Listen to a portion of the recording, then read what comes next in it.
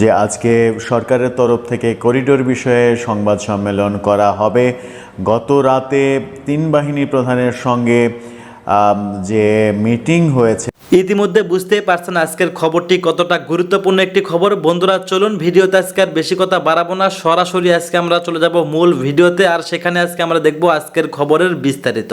বহুল আকাঙ্ক্ষিত সংবাদ সম্মেলনটা হলো। আমরা আজকে সকালের ভিডিওতেই বলেছিলাম যে আজকে সরকারের তরফ থেকে করিডোর বিষয়ে সংবাদ সম্মেলন করা হবে। গত রাতে তিন বাহিনী প্রধানের সঙ্গে যে মিটিং হয়েছে প্রধান উপদেষ্টার, সেখানেই সিদ্ধান্ত হয়েছে যে আজকে সংবাদ সম্মেলন করে করিডোর ব্যাপারটা পরিষ্কার করা হবে দেশবাসীকে। জাতীয় নিরাপত্তা উপদেষ্টা ডক্টর খলিলুর রহমান সংবাদ সম্মেলন করলেন দুপুরের পরে, এবং তিনি কিছুক্ষণ আগে সংবাদ সম্মেলন শেষ করেছেন। সেখানে তিনি নানা কথা বললেন এবং করিডোর ব্যাপারটা নেহায়েতি অপপ্রচার, গুজব এমনটা বলার চেষ্টা করলেন। সরকার করিডোর ব্যাপারে কোনো ধরনের কোনো কিছুই ভাবছে না, করিডোর দেবে না, তেমন কথাই তিনি বলেছেন। এমন কথাও বলেছেন তিনি, এই গুজবটা শুরু হয়েছে মূলত পার্শ্ববর্তী দেশের মিডিয়া থেকে। তারা নানা রকমের গুজব, করিডোর, সীমান্তে যুদ্ধাবস্থা, একটা যুদ্ধের আয়োজন চলছে, এরকম নানা রকমের প্রোপাগান্ডা শুরু করে। তারপর থেকে করিডোর নিয়ে দেশের মধ্যে নানা রকমের গুজব, প্রোপাগান্ডা শুরু হয়, এরকম কথা বলার চেষ্টা করেছেন। কিন্তু আদৌ কি সরকার করিডোর দিতে চায় না, নাকি করিডোরের আদলে অন্য কিছু দিতে চায়, সেটাই স্পষ্ট করার চেষ্টা করেছেন। যদিও তার কথাই যে খুব একটা সরকারের স্পষ্ট অবস্থান বোঝা গেছে সেটা নয়। সেনাবাহিনীর সঙ্গে সরকারের সম্পর্ক এবং নিরাপত্তা উপদেষ্টার সম্পর্ক, করিডোর বিষয়ে সেনাবাহিনীর অবস্থান, সরকারের সঙ্গে দ্বিমত কিনা সেনাবাহিনীর অবস্থান, সেই ব্যাপারেও তিনি স্পষ্ট করার চেষ্টা করেছেন তার পক্ষ থেকে। সেনাবাহিনী কি বলছে, সেনাবাহিনীর মতামত কি, সেই ব্যাপারেও তিনি কথা বলেছেন। কি বললেন ডক্টর খলিলুর রহমান সংবাদ সম্মেলনে, সেই আলোচনাই বিশ্লেষণ করার চেষ্টা করব এই ভিডিওতে। থাকবেন পলিটিক্স টিভির নিয়মিত ভিডিওতে। বলছিলাম, বাংলাদেশের জাতীয় নিরাপত্তা উপদেষ্টা এবং রোহিঙ্গা বিষয়ক হাই রিপ্রেজেন্টেটিভ খলিলুর রহমান তিনি সংবাদ সম্মেলন করলেন। অতঃপর সরকারের সিদ্ধান্ত জানানোর জন্য গত রাতেই সিদ্ধান্ত হয়েছে তিন বাহিনী প্রধানের সঙ্গে মিটিংয়ে যে আজকে তিনি সংবাদ সম্মেলন করবেন, সেটাই করলেন এবং সেখানে নানা কথা বললেন। এবং সেখানে তিনি বললেন যে সরকার করিডোর দেওয়ার কথা ভাবছে না, করিডোর নিয়ে কোনো ধরনের কোনো কথা হয়নি। সরকার যেটা করতে চাইছে, জাতিসংঘের সঙ্গে যেটা কথা হয়েছে, সেটা হচ্ছে একটা চ্যানেল খুলে দেওয়া, একটা মানবিক চ্যানেল খুলে দেওয়া, যে চ্যানেলে জাতিসংঘের যুক্তরাষ্ট্রের মালামাল আরাকানদের জন্য মানবিক সাহায্য হিসেবে যাবে। আমরা শুধু বর্ডারে সেই মালগুলো পর্যবেক্ষণ করব, বর্ডারটা পার করে দেব, এটাই আমাদের দায়িত্ব। সেখানে কোনো অস্ত্র, গোলাবারুদ যাচ্ছে কিনা সেই ব্যাপারটা আমরা তদারকি করব। কিন্তু হাস্যকর হলেও প্রশ্ন সাপেক্ষ ব্যাপার যে আপনি জাতিসংঘের গাড়ি তল্লাশি করে এটা বের করবেন যে সেখানে অস্ত্র গোলাবারুদ যাচ্ছে কিনা, যুক্তরাষ্ট্রের গাড়ি তল্লাশি করে সেটা বের করবেন অস্ত্র গোলাবারুদ যাচ্ছে কিনা। ব্যাপারটা খুব একটা যে পরিষ্কার হলো তা নয়, তবুও তিনি পরিষ্কার করার চেষ্টা করেছেন। কি বললেন তিনি সংক্ষেপে, সেই পয়েন্টগুলো বললে আপনাদের স্পষ্ট হবে এবং সেই মোতাবেক ব্যাখ্যাগুলো করলে ব্যাপারটা আরও স্পষ্ট হয়ে যাবে। তিনি বললেন, আরাকানের অবস্থা অস্থিতিশীল না হলে রোহিঙ্গা প্রত্যাবর্তনের ব্যাপারে ভাবা যাবে। আরাকানের অবস্থা স্থিতিশীল না হলে রোহিঙ্গা প্রত্যাবর্তনের কথা ভাবা যাবে না। অর্থাৎ আরাকানের অবস্থা যতদিন পর্যন্ত স্থিতিশীল না হয়, এবং স্থিতিশীল করার জন্যই জাতিসংঘ উদ্যোগ নিচ্ছে, সেই কারণেই মানবিক করিডোর, মানবিক সাহায্য দিতে চাচ্ছে এবং সেই কারণেই বাংলাদেশের সীমান্ত অঞ্চল ব্যবহার করতে চাচ্ছে, সেটাই তিনি বলতে চাইলেন। শুধু একটা চ্যানেলের কথা জাতিসংঘ বলেছে, আরাকানের দুস্থ মানুষকে সহযোগিতা করার জন্য একটা চ্যানেল, যে চ্যানেল দিয়ে শুধুমাত্র জাতিসংঘের পণ্য যাবে এবং গাড়িগুলো ফেরত আসবে। সেখানে আরাকান থেকে কোনো লোকজন অবাধে বাংলাদেশে ঢুকবে এরকম কোনো সুযোগ নাকি থাকবে না, তেমনটা তিনি বলেছেন। তিনি আরেকটা নিজের ব্যক্তিগত প্রসঙ্গ তিনি স্পষ্ট করেছেন, সেটা হচ্ছে যে তাকে নিয়ে যে তিনি আমেরিকার সিটিজেন, তিনি দ্বৈত নাগরিক হিসেবে বাংলাদেশের জাতীয় নিরাপত্তা উপদেষ্টা হিসেবে কিভাবে দায়িত্ব পালন করেন এই প্রশ্নের এরকম নানা যে খবর ছড়িয়ে পড়েছে সেই ব্যাপারে তিনি বলেছেন যে আমি চ্যালেঞ্জ করলাম, কেউ প্রমাণ করেন আমি আমেরিকার নাগরিক কিনা, আমি বাংলাদেশের নাগরিক, আমেরিকায় আমি থাকি। এই থাকাটাকে যদি কেউ মনে করেন যে আমি আমেরিকার পাসপোর্টধারী নাগরিক তাহলে সেটা ভুল। আপনারা চাইলে প্রমাণ করে দেখতে পারেন আমি আমেরিকার নাগরিক নয়। এখন সংবাদ মাধ্যমের ওপরে দায় চেপে আসলো, যারা কিনা আলোচনা করেছে তিনি দ্বৈত নাগরিক তারা ব্যাপারটা প্রমাণ করে দেখবেন যে ডক্টর খলিলুর রহমানের আমেরিকান পাসপোর্ট খুঁজে পাওয়া যায় কিনা। আমেরিকার চাপ আছে কিনা করিডোর বিষয়ে সেই ব্যাপারে তিনি বলেছেন আমেরিকা, চীন কিংবা অন্য কোনো দেশের কোনো চাপ নেই, চাপ মুক্ত হয়ে নাকি বাংলাদেশ কাজ করছে এমন কথা বলার চেষ্টা করেছেন। কিন্তু আমেরিকার কর্মকাণ্ডে, আমেরিকার প্রতিনিধি দলের সেনাবাহিনীর সঙ্গে মিটিংয়ে স্পষ্ট বোঝা যায় যে আমেরিকার চাপ রয়েছে। তিনি এটাও বলেছেন যে আমাদের একমাত্র ভাবনা হচ্ছে রোহিঙ্গাদের ফেরত পাঠানো। আরাকানরা যদি এরকম পরিস্থিতিতে না আসে, একটা স্থিতিশীল পর্যায়ে যদি না আসে যে রোহিঙ্গাদের তারা নিতে রাজি হচ্ছে, সেই পরিস্থিতি তৈরি করার জন্যই মূলত এই মানবিক চ্যানেল দেওয়ার কথা ভাবছে সরকার, তেমনটা তিনি বলেছেন। পররাষ্ট্র উপদেষ্টা করিডোরের কথা কেন বলেছিলেন এই প্রশ্নের উত্তরে তিনি বলেছিলেন হ্যাঁ তিনি ভুলক্রমে বলেছিলেন, কিন্তু সেটা তিনি সংশোধন করেছেন, পরে আর তিনি বলেননি। তিনি একবার ভুল করেছিলেন, ভুল করার পরে তিনি আর বলেননি। যে মন্ত্রণালয়ের অধিকারী, যে মন্ত্রণালয়ের মালিকই পররাষ্ট্র উপদেষ্টা, তিনিই ভুল বললেন আর নিরাপত্তা উপদেষ্টা ঠিক বলছেন, ব্যাপারটা একটু এলোমেলো মনে হয়। তার মানে পররাষ্ট্র উপদেষ্টার ওই যে বলা, তিনি বলেছিলেন যে করিডোর নিয়ে সরকার ভাবছে, নীতিগত সিদ্ধান্ত নিয়েছে, ওই কথার পরে যে ব্যাপকভাবে সমালোচনা শুরু হয়, সেই সমালোচনার পরে পররাষ্ট্র উপদেষ্টা আর ওই কথা বলেননি সমালোচনার ভয়ে। সেটাকেই ডক্টর খলিলুর রহমান বলছেন যে তিনি পরে সংশোধন করে নিয়েছেন, করিডোর ব্যাপারটা তিনি আর বলেননি। তিনি আবারও বলেছেন যে আমরা শুধু বর্ডারে মালগুলো পার করে দেব, সেখানে কোনো অস্ত্র যাচ্ছে কিনা সেটা দেখব। কিন্তু একটা গুরুত্বপূর্ণ কথা বলেছেন, সেটা হচ্ছে যে আমরা যাই করি না কেন সকল অংশীজনের সঙ্গে আলোচনা, তাদের মতামত নিয়েই সিদ্ধান্ত নেব, আমরা একা একা সিদ্ধান্ত নেব না। তাহলে এতদিন অন্ধকারে রেখেছিলেন কেন? পুরো জাতিকে এতদিন অন্ধকারে রাখার কারণ কি? আজকে বলছেন সবার সঙ্গে আলোচনা করেই কাজটা করবেন। সেই ক্ষেত্রে তিনি বলেছেন যে পৃথিবীর কোনো রাষ্ট্রই সব তথ্য সব সময় ডিসক্লোজ করে না, অনেক তথ্য আছে রাষ্ট্র নিজের মধ্যে রাখে, ভেবে চিন্তে গবেষণা করে তারপরে সেটা ডিসক্লোজ করেন। সেই কথা তিনি বলে দিতে চাইলেন। সেনাবাহিনীর প্রসঙ্গে আসে, সেনাবাহিনীর সঙ্গে নাকি করিডোর ইস্যুতে কিংবা মানবিক চ্যানেল ইস্যুতে কোনো বিরোধ নেই। সেনাবাহিনী প্রধানের সঙ্গে তিনি প্রতিনিয়ত আলাপ আলোচনা করেই কাজ করছেন, এমনটা দৃঢ় চিত্তে বলার চেষ্টা করছেন। এবং সেনাবাহিনীর সঙ্গে সরকারেরও কোনো বিরোধ নেই এমনটা বলার চেষ্টা করলেন তিনি। সেনাবাহিনী এবং সরকারের বিরোধ, রোহিঙ্গা এবং করিডোর ইস্যুতে সেনাবাহিনীর স্পষ্ট বিরোধিতা, এই আলোচনাগুলো যখন চলছিল তখন তিনি বলার চেষ্টা করলেন যে সেনাবাহিনী তাদের সঙ্গে আলোচনা করেই যা করার করা হচ্ছে। আমরা এর আগে শুধুমাত্র একটা দৃশ্যই দেখেছি গত রাতে, সেনাবাহিনী সহ 3 বাহিনী প্রধানের সঙ্গে মিটিং করতে, এবং সেখানেই করিডোর নিয়ে আলোচনা হয়েছে বলে বিভিন্ন সূত্র দাবি করছে। এবং তারপরেই আজকের এই সংবাদ সম্মেলন করা সরকারের, সেরকম দৃশ্যের অবতারণা করা, সেই আলোচনাও চতুর্দিকে চলছে। সেনাবাহিনীর সঙ্গে যদি কোনো বিরোধ না থাকে তাহলে সেটা খুবই ভালো কথা। সেনাবাহিনীর সঙ্গে বিরোধ কোনো ভালো লক্ষণ হবে না। সেনাবাহিনীর সঙ্গে বিরোধ নাই এই কথা যখন তিনি বলছেন, আবার তখন বলছেন যে করিডোর বিষয়টাকে উত্তেজনার মধ্যে নিয়ে এসেছে মূলত পার্শ্ববর্তী দেশের মিডিয়াগুলো। তারা সীমান্তে একটা যুদ্ধাবস্থা, যুদ্ধ শুরু হবে, যুদ্ধ লেগে গেল, এরকম প্রচারণা করে বাংলাদেশের মানুষকে বিষিয়ে তুলেছে, খেপিয়ে তুলেছে। আদতে তেমন কিছু নয়।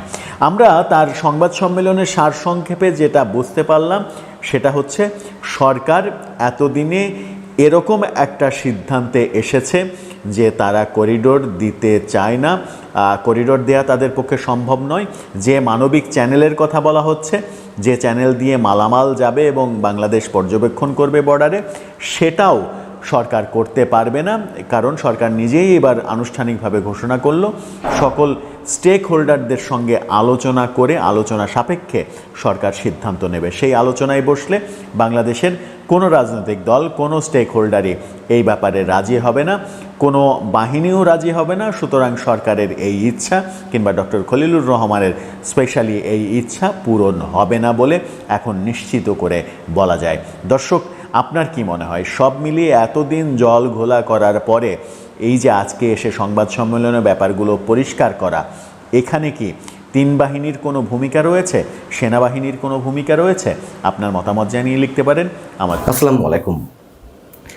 দেশে মানুষের মুখে মুখে আলোচনার জন্য নানান ইস্যু থাকলেও একটি কমন ইস্যু মানুষের মুখে মুখে আলোচনা সমালোচনার কেন্দ্রবিন্দুতে সারা মাস ধরে। তিনি হচ্ছেন প্রধান উপদেষ্টার প্রেস সচিব মিস্টার শফিকুল আলম। তিনি তার ক্ষমতার দাপট শো করার জন্য বিভিন্ন ইস্যুতে এমন অনধিকার চর্চা নিয়ে কথা বলেন যাতে করে সরকার সহ বিভিন্ন মহল রীতিমতো বিভিন্ন সময় বিব্রতকর অবস্থায় পড়ে। তিনি আসলে প্রধান উপদেষ্টা প্রেস সচিব নাকি সরকারের মুখপাত্র? এই প্রশ্ন অনেকদিন ধরে করছি, অনেকেই করছেন।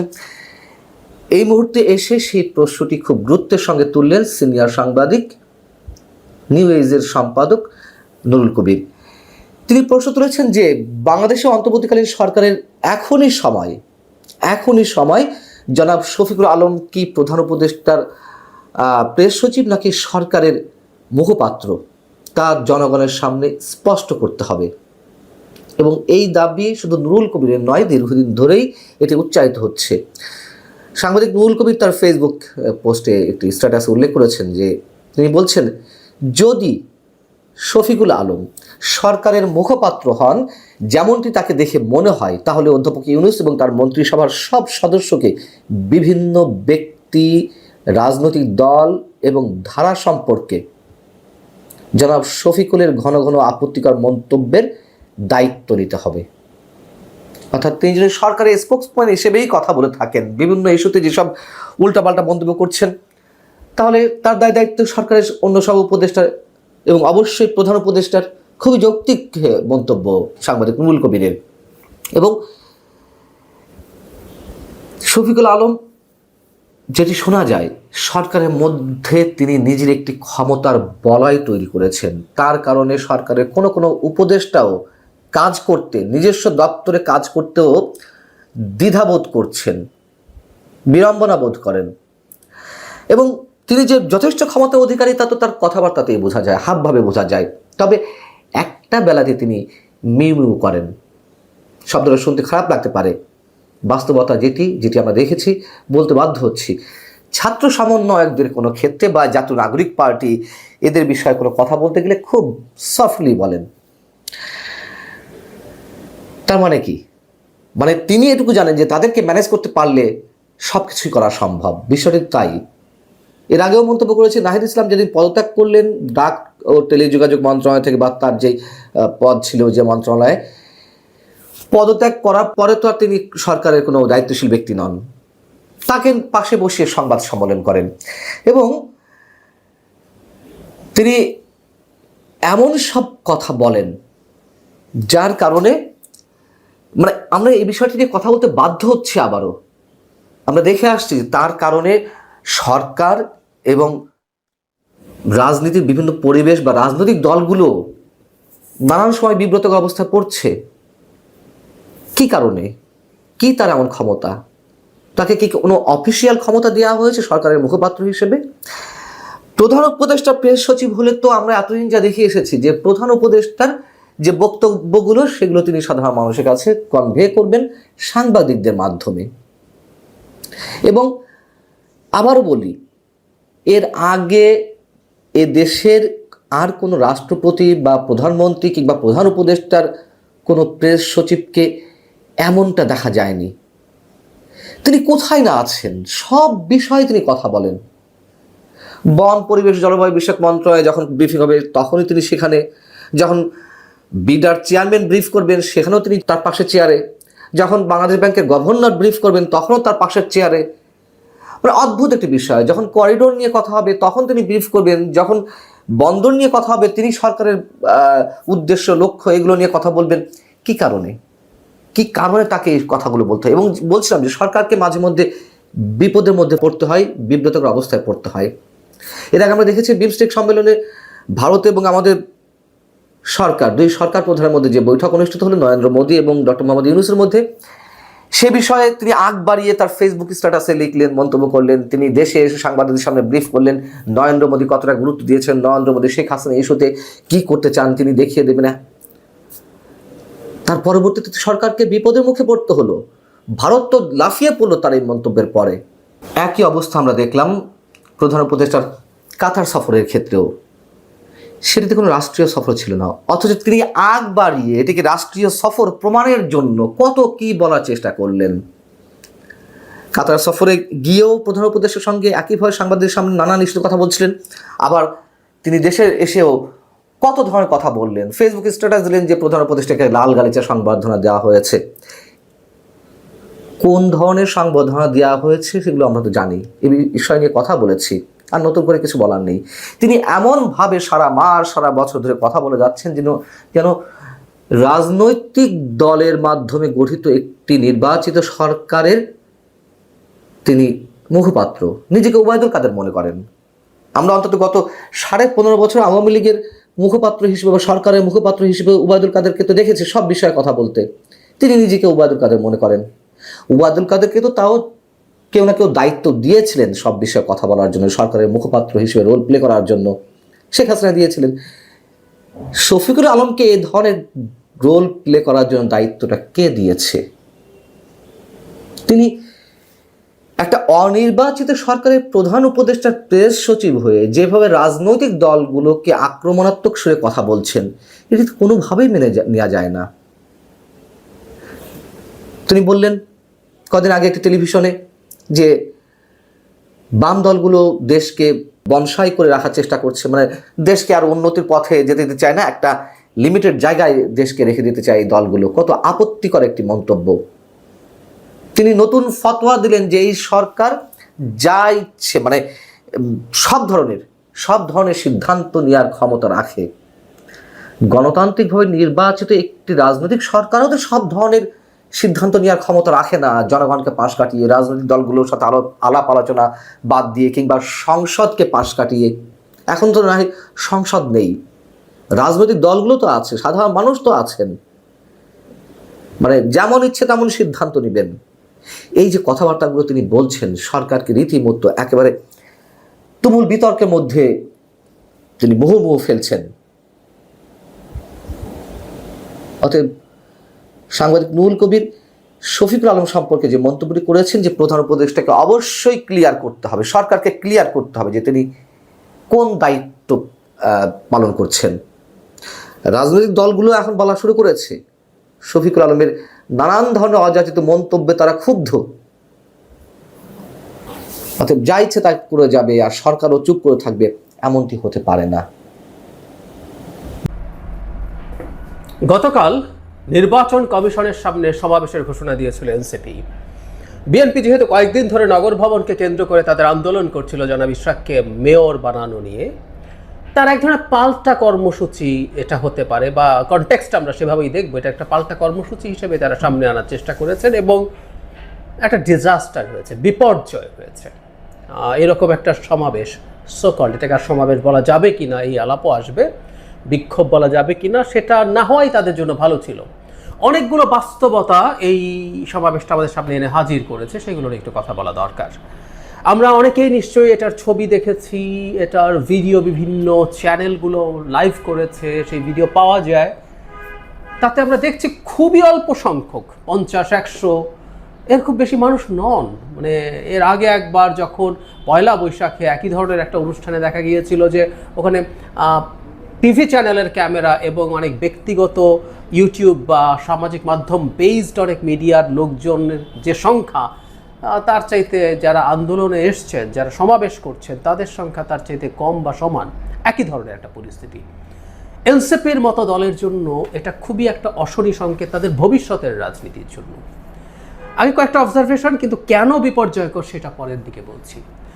এই যে তাদের সমাবেশের সংখ্যা এটা দেখা গেল, এর প্রধান কারণ আমি বোধ করি তাদের সাথে জামাতের সাম্প্রতিক বাদানুবাদ। আমরা খেয়াল করেছি আওয়ামী লীগ নিষিদ্ধকরণের দাবিতে জনাব হাসরাত আবদুল্লাহ যখন যমুনায় গেলেন, তারপর তারা শাহবাগে আসলেন, তখন জামায়াতে ইসলামী ইনফর্মালি, যদিও তাদের নেতারা যে একেবারে লুকিয়েছিলেন তা না, গুরুত্বপূর্ণ নেতারা দেখিয়েছেন, কিন্তু তারা বলছে তারা ব্যক্তিগতভাবে গেছেন এবং জামায়াতের অফিসিয়াল সিদ্ধান্ত ছিল জামায়াত সেখানে থাকবে, ফলে লোকজনের সংখ্যা মোটামুটি দেখা গিয়েছিল। আর যখন শাহবাগে আসা হয় তখন জামায়াতের বাইরেও প্রচুর ইসলামপন্থী দল এবং সংগঠন, শুধু রাজনৈতিক দল না, এর বাইরের মানুষজনও এসেছিলেন, ফলে মোটামুটি একটা সংখ্যা, মোটামুটি একটা উপস্থিতি দেখা গিয়েছিল।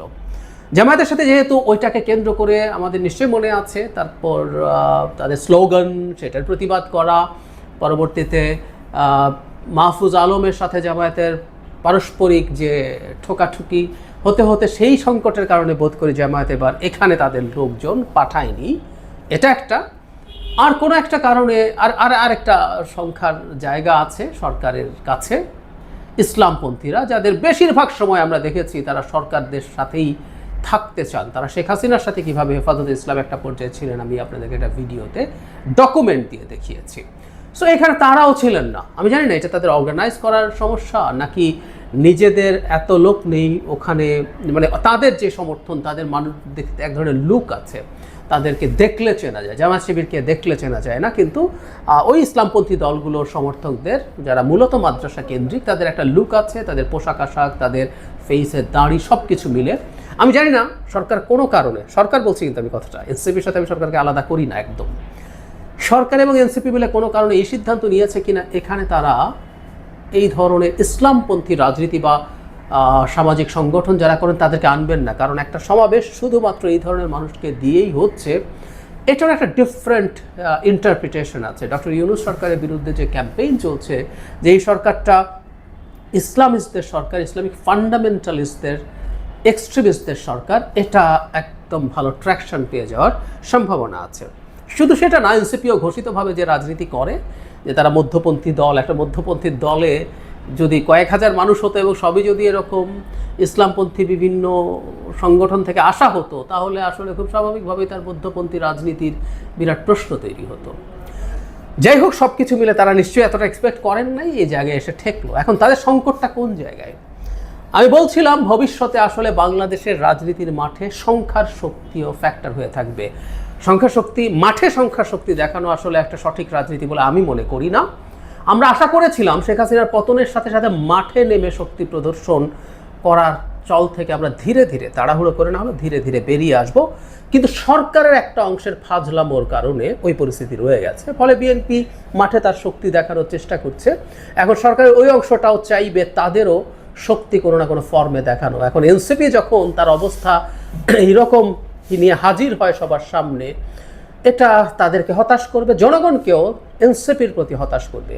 কারণ হলো এনসিপি দীর্ঘদিন থেকে একটা দাবি করছে, ইনফ্যাক্ট জুলাই অভ্যুত্থানের পরই, মানে শেখ হাসিনা পালিয়ে যাওয়ার পর থেকেই তাদের ডাকেই নাকি সারা দেশের লক্ষ লক্ষ মানুষ তাদের পেছনে দাঁড়িয়েছে, তারা এত কিছু তাদেরকে মাথায় রেখে এটা হয়েছে, এবং এটা করতে গিয়ে তারা বিএনপিকেও আক্রমণ করেছেন যে আপনারা 15 বছরে তো কিছুই পারেন নাই। তো তাদের যে ন্যারেটিভ, যে তাদেরকে দেখে এই দেশের মানুষ রাস্তায় নেমে এসেছিল, তাদের এত বড় ট্র্যাকশন আছে, এত বড় ইনফ্লুয়েন্স আছে, তো তখন স্বাভাবিকভাবে প্রশ্ন থাকবে 50 জন 100 জন মানুষ কেন তাহলে হয়? এমনকি আপনার দলেও কি এই ঢাকা শহরে কয়েকশো বা কয়েক হাজার মানুষ নেই যারা এসে দাঁড়াবে? আর সাধারণ মানুষ, তাদের ভাষ্য মতে তো হাজার হাজার সাধারণ মানুষও আসার কথা ছিল, কারণ বিএনপি দেশটাকে যেহেতু ধ্বংস করে দিচ্ছে তাদের ভাষায়, তাহলে তো তারা এটা খুব সহজেই মানুষের কাছে ট্র্যাকশন পাওয়ার কথা ছিল, পায়নি। সুতরাং তাদের যে ন্যারেটিভ সেটাও ডাহা মিথ্যা প্রমাণিত হলো। আমরা দীর্ঘদিন থেকে বলছি এসব, তারা সামনে ছিলেন কিন্তু ওর মধ্যে মূল শক্তি কোনোভাবেই তাদের কেউ ছিল না। এটা এখন প্রমাণিত এবং ভবিষ্যতে এটা আরও প্রমাণিত হতে থাকবে। তবে সংখ্যা শক্তি যাই হোক, তারা এখানে এসে বক্তব্য রেখেছেন এবং নির্বাচন কমিশন পুনর্গঠনের দাবি জানিয়েছেন। এটা তারা করে যাবেন এবং নির্বাচনটাকে ঝামেলায় ফেলার জন্য তাদের এটাই কৌশল হবে এবং তারা নির্বাচনটাকে ঝামেলায় ফেলার কৌশল হিসাবেই এটা করছেন। আই রিপিট, আমি আবারও বলি, নির্বাচনকে ঝামেলায় ফেলার কৌশলের অংশ হিসেবেই তারা করছেন। তাদেরকে কেউ করাচ্ছে, একটা অংশ তারা অ্যালাইন্ড। কেন বলছি? মানে নির্বাচন কমিশন কি বাংলাদেশে ম্যাটার করে? মানে তারা আজকে এসব কথা বলেন, ছোট মানুষ, বয়সে অনেক আমাদের তুলনায়, কিন্তু কনসাসনেস তো থাকা দরকার।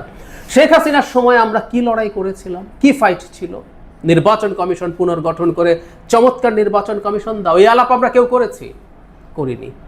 আমরা বলেছি কোনো বাংলাদেশের মতো প্রেক্ষাপটে অসাধারণ নিরপেক্ষ নির্বাচন কমিশন হলেও কোনো লাভ নেই। আমরা উদাহরণ দিয়েছি, বিচারপতি রৌফ শাহাবুদ্দিনের অধীনে চমৎকার নির্বাচন করেছে, কিন্তু মাগুরা উপনির্বাচন বিএনপির সময় ভালো করতে পারেন নাই।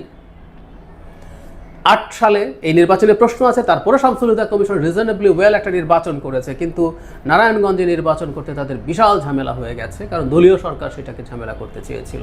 সো নির্বাচন কমিশন কোনো ফ্যাক্টরি না, ফ্যাক্টর আসলে সরকার। বাংলাদেশে যদি আগামী নির্বাচন, ত্রয়োদশ সংসদ নির্বাচন যদি ভালো না হওয়ার সম্ভাবনা থাকে, তার একমাত্র এবং প্রধান দায় হচ্ছে ডক্টর ইউনূসের যে সরকার, সেটার। এটুকু না বোঝার মতো স্টুপিড তারা নন। তারা জানেন, আমি ওদের অনেকজনকে চিনি, অত্যন্ত ব্রিলিয়ান্ট ইয়াং পিপল, পড়াশোনা করা। আমি সত্যি তাদের অনেকের চিন্তা, অনেকের বোঝাবুঝিতে আমার মধ্যে এক ধরনের মুগ্ধতাও আছে। সুতরাং তারা এটা বোঝেন না, তা মনে করার কোনো কারণ নেই, তারা বোঝেন। তাহলে নির্বাচন কমিশন ফ্যাক্টর না, ফ্যাক্টর আসলে একটা কেওস তৈরি করা। তারা একটা কেওস তৈরি করতে চাইছেন, এই কেওসের মাধ্যমে তারা নির্বাচনের পথে নানা রকম অস্থিরতা তৈরি করতে চাইছেন। ধরুন সরকার চেঞ্জ করলেন না, কি হতে পারে জানি, ডক্টর ইউনূস যেহেতু কথা বলেছেন, উনি একটা ডাক দেবেন, তো আমরা এই নির্বাচন কমিশনের অধীনে নির্বাচন মানি নাই, যে আমরা অনেকদিন থেকে বলছি যমুনায় যাও। ওনাদের তো আবার যমুনায় যাওয়ার এক ধরনের অ্যাক্সেস আছে, ওনারা গেলেই যমুনার ব্যারিয়ার ভেঙে যায়, ভেতরে যেতে পারেন। হাসনাত আবদুল্লাহ সার্জিসরা যাবেন সামনে, নাহিদরা যাবেন, তারপরে শাহবাগ ব্লক করে এই নির্বাচন কমিশন ছড়া হবে না, আবার পাল্টাপাল্টি হবে, বা আমরা তফসিল মানি না, এসব শুরু হবে। এই শুরুগুলোর লক্ষণ আমরা দেখতে পাচ্ছি। এটা ভবিষ্যতে আরও খারাপভাবেই ফিরে আসবে। আমি মনে করি এই দেশের জনগণ এইটুকু বুঝে রাখুক, কে কোথায় কিভাবে কেন খেলতে চাইছে। এই খেলাগুলোর বিরুদ্ধে আমাদের শক্ত থাকা দরকার আছে। নির্বাচন হবে, নির্বাচনে কে আসবে কে যাবে সেটা নির্বাচনে জনগণই ডিসাইড করবে, এবং ওই ডিসিশনের পরও তাদের মনে হতে পারে তারা ভুল সিদ্ধান্ত নিয়েছে, তাহলে পরের নির্বাচনে তারা সেটা শুধরে নেবে, বা তাদের প্রয়োজনে তারা মাঠে নামবে, কোনো সিদ্ধান্তের বিরুদ্ধে দাঁড়াবে, চাপ দেবে, অন্য দল চাপ দেবে। আমাদের গণতান্ত্রিক ব্যবস্থা এভাবেই চলতে হবে। ক্ষমতা ধরে রাখার মতো কোনো ইত্রামি বাংলাদেশের মাটিতে যাতে আর না হতে পারে, সেটা যেই করুক, সেটা শেখ হাসিনা কিংবা ডক্টর ইউনূসের সরকার পুরোটা বা একটা অংশ করুক, সেটা আমরা মেনে নেব না। এই জায়গায় আমাদের শক্ত হওয়া দরকার। ধন্যবাদ প্রিয় দর্শকবৃন্দ, আমাদের ফুল ভিডিওটি দেখার জন্য আপনাকে জানাই অসংখ্য ধন্যবাদ। তো বন্ধুরা, আজকের এই নিউজটি দেখে আপনাদের কি মতামত অবশ্যই কমেন্ট বক্সে কমেন্ট করতে ভুলবেন না। আর হ্যাঁ, এমন নিত্য নতুন আপডেট খবর সবার আগে পেতে চাইলে এখনই আমাদের এই পিচ্চি সাকিব ইউটিউব চ্যানেলটি সাবস্ক্রাইব করুন। ধন্যবাদ।